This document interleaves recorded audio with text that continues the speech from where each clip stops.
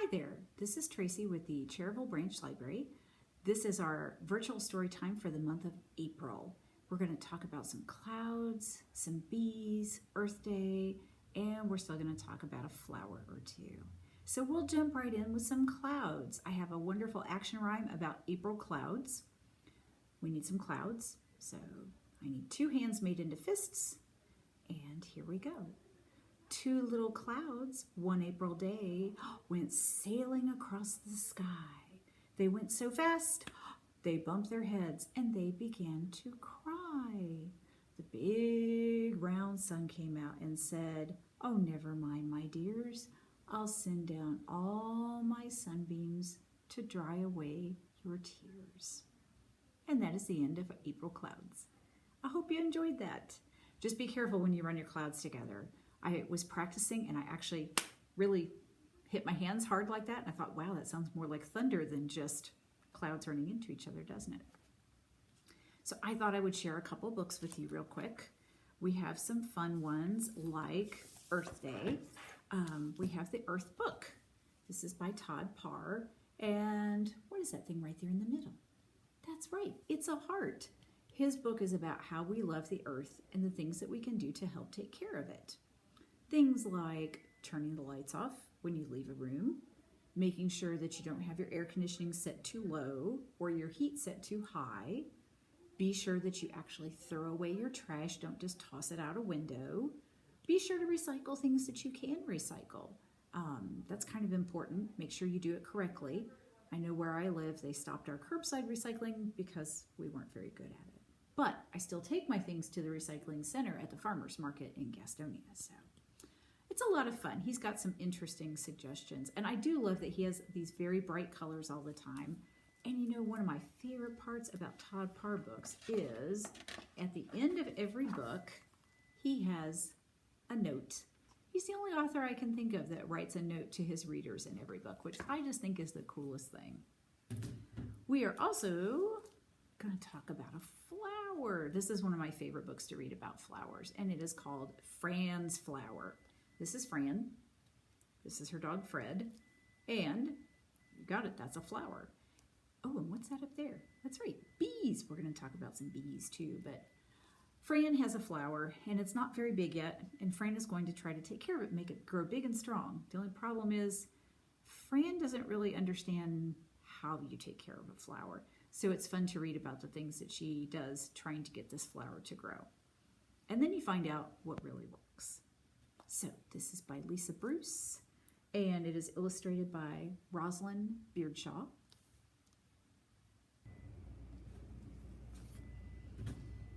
Fran's Flower is a great book to try. And finally, we have bees. This is a really fun book. This is one of our nonfiction for children, and it is called Honeybee, The Busy Life of Apis mellifera. So this is not Apis mellifera itself. That's not its name, this particular bee. Bees are considered insects, right? Yeah, they're insects. So this is the scientific name for this insect. Have you ever heard the word apiary? Do you know what an apiary is?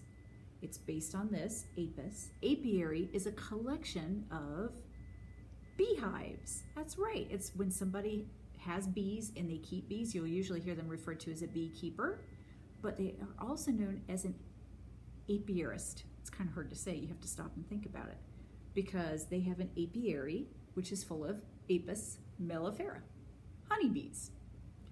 And bees have lots of very important jobs. This is a great book to tell you about all the things that bees do. It's got these wonderful pictures in it. And this book is really special because there's this thing called the North Carolina Children's Book Award. This is a finalist in the junior book category for 2021. So if you're interested, we've got copies at all the branches. You can read about Honeybee. Now maybe you don't want to read about bees, maybe you'd rather play a game about bees. I thought I'd show you this. It's really cool. We just got these at our branch. It's a LAUNCHPAD. This one is called My Steam In Between. And you're going to ask, well, what's a LAUNCHPAD? Well, think pad. What does that sound like? It is, right, it's a tablet. And this tablet, these are just for kids, and it's got the name on the back there. And this is preloaded with games and stories and other things depending on which LAUNCHPAD you get. This one actually has this, Be Amazed. It is a game, but it also teaches you about bees. How do I know this? Because I took this one home. I hadn't really got to play with any of these because we hadn't had them at our branch yet. So I wanted to see if I could do these things. And as an adult, because it says the ages are recommended 5 to 7 or kindergarten through 2nd grade, I thought, well, surely this will be really easy. Some of them were. Some of them were a lot harder for me as an adult. Maybe as children, you would have a much easier time. But I will tell you, I had a lot of fun trying to figure them out. These are just like a DVD, so they'll check out for 7 days, and you can have them for another 7. But keep in mind, it is a tablet, so you have to be careful with it. Probably best to check with your parents first to see if they want you to have it. But it is a lot of fun. I admit, I really had a good time with it. So to wrap up, I thought we would do a flannel board about bees. Now, I know a lot of people say they don't like bees. They're scared of them. They're worried they'll get stung. But like we said, the Honeybee book explains the really important job that bees have. Bees do this thing called pollinate. They gather pollen off of one plant, and when they land on another plant, they deposit that pollen. That helps that plant make new plants. So it's very important that bees are out there flying from flower to flower and plant to plant and tree to tree, because without that, you might not have any more plants or trees or cool things like that. Bees can be scary looking, I will admit, especially big fat bumblebees. I'm always like, yikes. So I picked some really cute bees for our flannel board. I didn't want us to be scared. So you'll notice my bee looks like a bee. It's got its black and yellow stripes, but it also has this nice big smile on it, and he looks pretty cute, doesn't he? So what kind of sound does a bee make? That's right, buzz. So we're gonna buzz him onto the board here. And that means we have one little honeybee who blew and flew. He met a friend. Bzz. And then there were 2, that's right, 2 little bees, busy as could be. Along came another. Bzz. And then there were 3, that's right, 3 little bees wanted one more.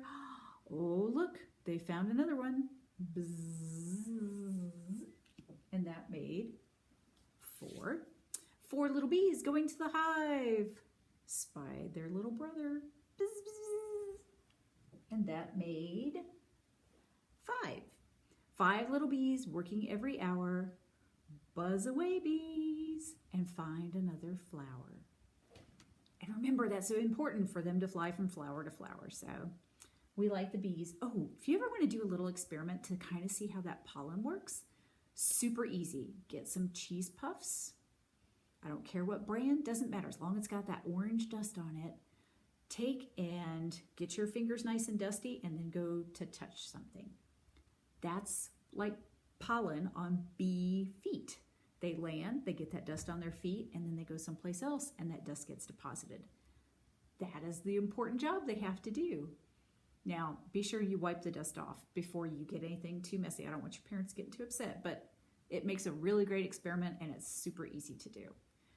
I hope you enjoyed story time this month. I had a lot of fun with our bees and our clouds and talking about Earth Day and introducing you to something new that we have here at the library, the LAUNCHPAD. I will see you again next month, friends. Bye-bye.